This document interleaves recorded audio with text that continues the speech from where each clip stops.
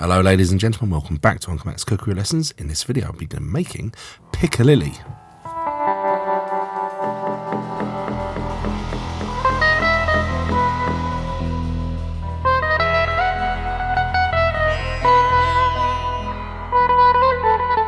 Hello, in this video I'm going to be showing you how I made this wonderful stuff. It's called Piccalilli. It's an Anglo-Indian relish or pickle. It is absolutely stunning. It's going to go perfectly with any sort of cured meats, cheeses, anything like that. And it is a video that I have made it in the past a few years ago. The sound quality was absolutely terrible, and it's Mother's Day tomorrow, so I thought I'd make some for my mum. And I think you're going to really like this video. Alright, there's the ingredients I've used for this, and the link to the raw recipe on my website will be in the description. So let's clear away everything except, I think the main ingredient, I don't think you can possibly call it Piccalilli unless you've got cauliflower in there, cucumber as well, I think is essential, and onion. What I'm doing here is just breaking the cauliflower into tiny little florets, very, very similarly sized, and that's how much they weighed, because it's difficult to say, you know, do you use half a cauliflower or a quarter? It depends on the size, doesn't it? Anyway, dicing some red onion. Of course, you could use little baby onions, pearl onions, whatever you want to call them. I'm using a orange pepper, and in my previous video I used the red pepper, but you know, it's fine. It's absolutely fine. And what I'm doing with the size of these vegetables, I'm just preparing them to a fairly even sized dice.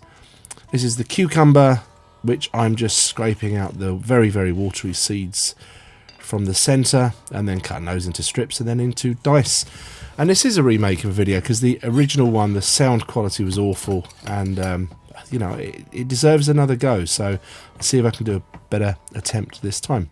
Here's some carrot, and I'm dicing that a little bit smaller because carrots are you know, a bit firmer, a bit more dense. So there we go, that's all the vegetables I'm using, plus the salt into a bowl. Give that a thorough mix around like so. I'm going to cover that and put that in the fridge for anything up to a day. I think 24 hours is a maximum, but you know, 6 to 24 hours. And in fact, this was the same day, many, many hours later in the same day.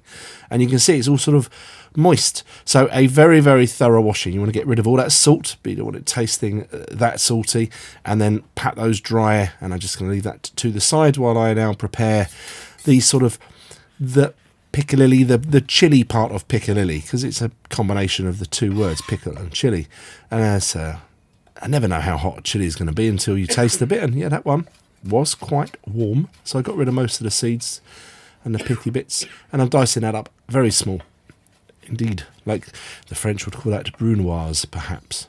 So into a pot goes the chili and the malt vinegar and most of the white vinegar, but I'm leaving a little bit of the white vinegar because I'm going to use it to form a little paste from the corn flour, and I've got turmeric and English mustard powder in there as well. Stir that into a paste like so.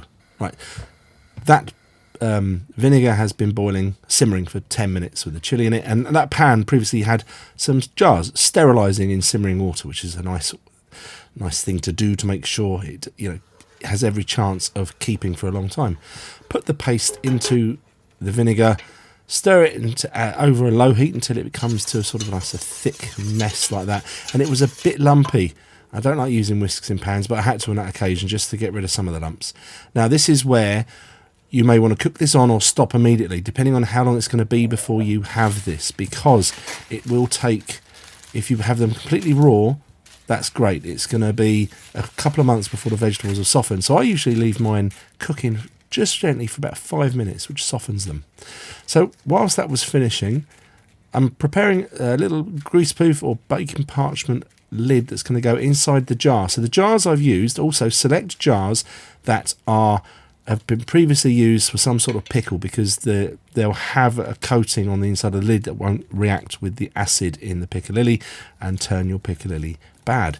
So you saw me folding up the bit of paper, cutting it, there we go. We've made a little thing called a cartouche, which is also going to be protecting the lid on the inside of the jar from the acids in this chutney. Basically it's a chutney, isn't it, really? And it's now done. It's that easy. So into the sterilised jars, I fill them up. I try to get every single bit in there. There was a little bit left over, which I just put in a ramekin for me immediately. clean up the sides of those jars and inside, pop in your bit of parchment like so. How easy is this really? Pop your lid on. Now that one is a Kilner jar, so that's designed for canning. So it's got a 2-stage lid. Give that a nice squeeze there, and the other lid, and then it's going back into a pan of simmering water for 10 minutes or so, and that's going to help that canning process to create a vacuum.